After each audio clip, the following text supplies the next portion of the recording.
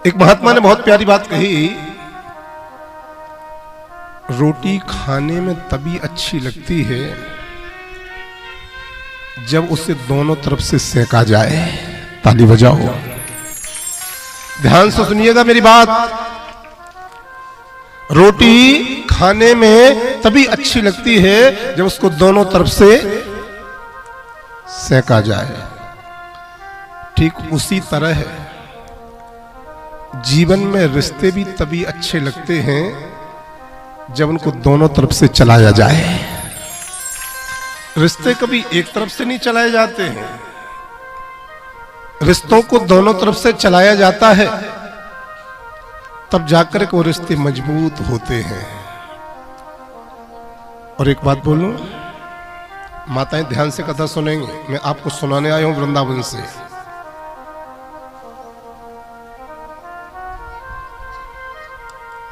परिवार कौन है? क्या 4 भाई, 5 भाई, 6 भाई एक साथ रहे उसका नाम परिवार है? बिल्कुल नहीं। परिवार कौन है? जहां एक दूसरे की परवाह हो, अर्थात फिक्र हो। जहां एक दूसरे की परवाह होती है उसे परिवार कहा जाता है। और जहां परवाह करने वाला परिवार हो, शैलेंद्र कृष्ण की नजरों में वो हरिद्वार कहलाता है। जहां एक दूसरे की परवाह है उसी का नाम परिवार। और जहां ऐसा परवाह करने वाला परिवार मेरी नजरों में वो घर हरिद्वार। हरिद्वार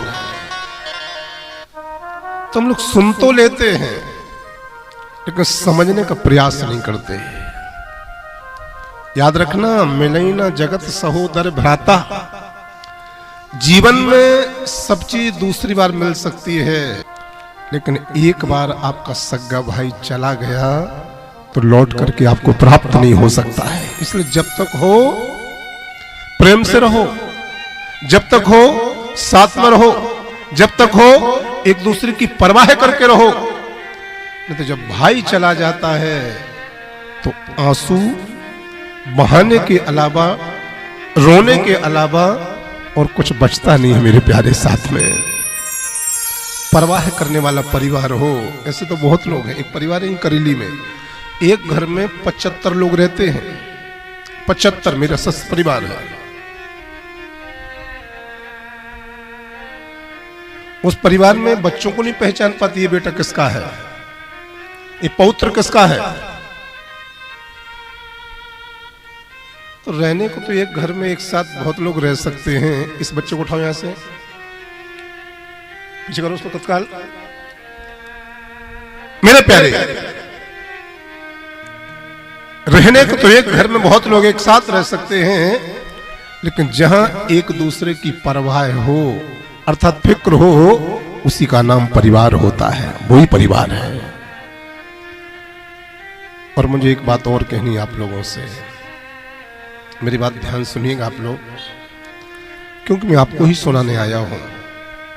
और मैं वो सब बातें बोलूंगा जिन बातों की घर में, परिवार में और हमारी जिंदगी में बहुत ज्यादा आवश्यकता आ पड़ी है। अब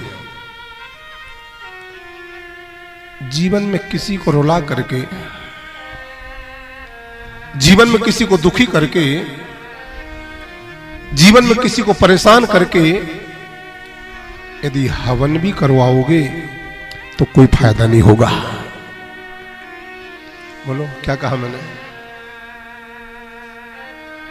जीवन में किसी को रुला करके, किसी को परेशान करके, किसी को दुखी करके यदि हवन नहीं करवाओगे तो कोई फायदा नहीं है।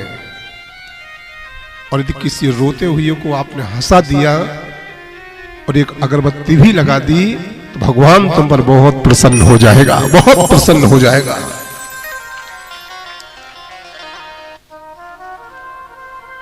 बहुत प्रसन्न हो जाएंगे भगवान जी। हमें दूसरों को दुखी नहीं करना है। हमारी बातों से, हमारे व्यवहार से, हमारे स्वभाव से, हमारे व्यवहार से कोई दुखी ना हो पाए, कोई परेशान ना हो पाए। इस बात का हम सबके लिए बहुत ध्यान रखना है, बहुत ध्यान रखना है। और उमरिया के पूजनीय जनों, यहाँ की पूजनीय माताओं, दीक्षित परिवार के सभी साथीगण, मैं एक बात और कहने जा रहा हूं आप लोगों से। बहुत ध्यान सुनिएगा जो मैं कहने जा रहा हूं। अगर मरने के बाद भी जिंदा रहना है, प्रेम से बोलो राधे राधे। राधे राधे। जोर से बोलो राधे राधे। यदि मरने के बाद में भी जिंदा रहना है तो एक काम जरूर करना होगा। तैयार हो?